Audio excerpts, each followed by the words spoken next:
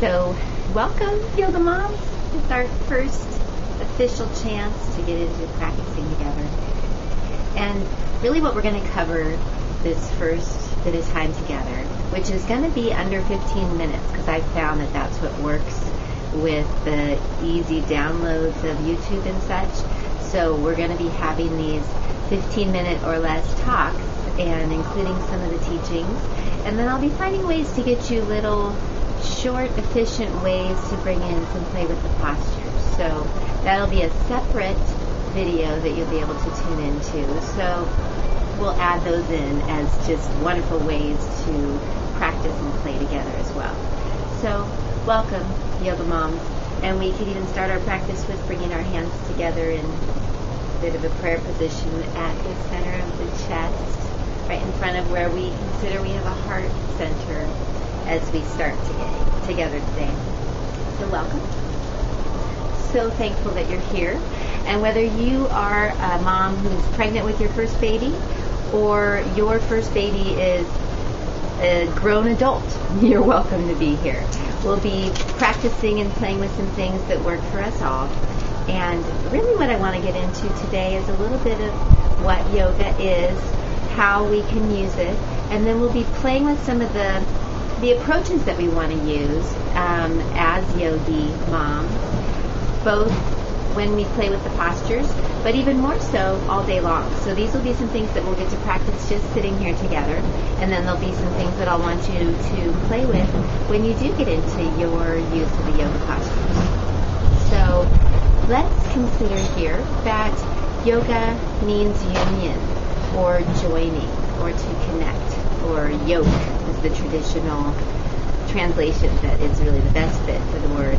It's a Sanskrit word, which is an ancient language, and a lot of the postures and such have Sanskrit names. But I'm going to be working with our more simple everyday language. That's just the kind of yoga mom that I've become. And so as you find interest in exploring more about the Sanskrit, I'll bring some of it up here, but really I'll let that be something that you can explore on your own and continue your own learning as you'd like. So here with our yoga, our practice is to join and connect. We're going to have a lot of fun defining that in lots of ways. So yes, we all think of yoga as something that involves some physical practices, which it can, and there are postures that come from the ancient practices. Some say now, though, that there are over 800,000 different yoga postures. So the possibilities are endless, and I even love that one of my teachers early on taught me that really anything can be yoga. And even in the physical parts, anything that you do with the body as well, where you're thinking about alignment and bringing in some of these approaches we're going to talk about today, can be your yoga. So whether or not you ever do a downward dog, you can do yoga. You may choose to really play with the postures a lot as one of your favorite forms of getting into yoga, and that is so much fun and great for us. But here we're going to also have fun expanding our definition of yoga and what it really means and how we can do yoga all day long, whether or not we get on the mat. So let's launch in. So yoga means union or joining. So really it's anything that we can do throughout the day to reconnect ourselves. And so when we talk about connection and joining, we have some aspects of ourselves in mind. We'll be looking to connect mind, that everyday, busy, thinking, creative mind, with body, with everything around us. A piece of yoga is being more connected to the fact that we are connected to all the people around us, all the animals around us, all the elements around us. And another piece here is that yoga is about joining with a part of ourselves that we may or may not be aware of. And here's one Sanskrit word that we'll bring in. Yoga talks about this part of us, this inner being, as Purusha. And that Purusha is maybe our higher self, our wisest part of us that we can always connect with, and that's a part of us, and maybe that is our divine connection. And so whether or not you want to make your yoga a spiritual practice is up to you. but really it's this idea that we can use these ways to play and practice to connect and join more with ourselves, more with others, more with everything around us, and more with how we want to be and how we want to live and how we want to feel. So yoga is really a tuning in process that we get a chance to really drop in through the different practices, through the different methods. We get to take a look at how we're feeling, how we're thinking, what's happening in this moment. And then we get to use some of our yogi approach of non-judgment and using awareness to really take a look at things. And then playing with some of the tools to shift as we choose to some of these things that we notice, whether it be physical, emotional, energetic aspects that we're noticing and wanting to shift. So yoga is really a very comprehensive practice. It's actually a psychological practice more than anything. So it's really can be pretty powerful. But I'm here to also say it can be playful. And that's the point that I'm at in my life, to realize that one of the ways that I can best connect with my inner being, with my best self, with those around me, is to keep it playful and also to let it be personal. So letting it be my practice, that I'm creatively bringing in these tools throughout the day. And that's what I'm going to encourage from you from the start, that you are your own creative yogi. You can take yourself through the day, play with the different things you already know and are going to learn here and from all the other ways you're learning right now. And you're going to be the person who's creating your practices and the person who's choosing to fit it in and getting playful and creative. And your children are going to notice. They're going to notice a happier mom. They're going to notice a more balanced mom, a more present mom, a more aware mom, a more forgiving mom, a more resilient mom, and a more playful mom. So it's exciting how our energy really affects others, and that we can really play with the fact that the mother really does set the tone for the household. So I will tell you from personal experience that as you get happier and more balanced and more aligned, your entire household will just feel better and just keep getting happier with you. So it's really exciting the power we have as moms, and it truly comes down to you fitting it in.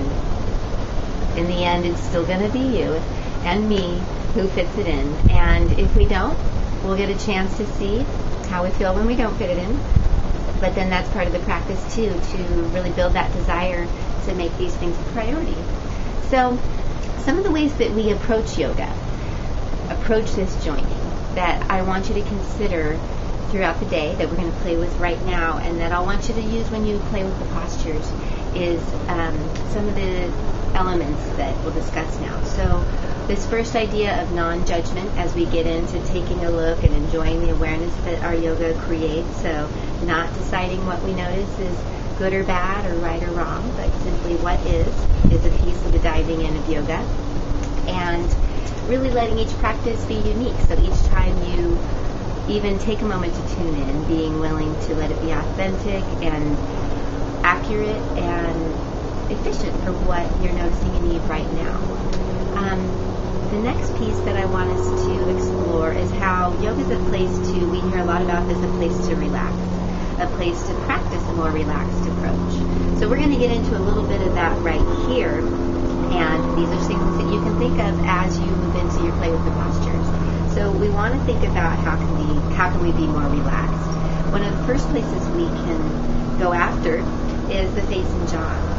So if you would just take the time to let your eyes, all the muscles around your eyes relax more, and you can even close your eyes, let the muscles of your jaw be softer and more relaxed. And this, like a domino effect, relaxes the whole rest of the body. It turns out science is discovering this for us, and so it's fun to bring this into our awareness as well. So relaxing face and jaw, first tip towards getting into yoga.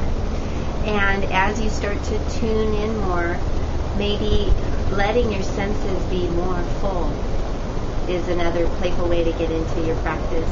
So starting to listen more to the sounds around you and starting to even take in the sights around you.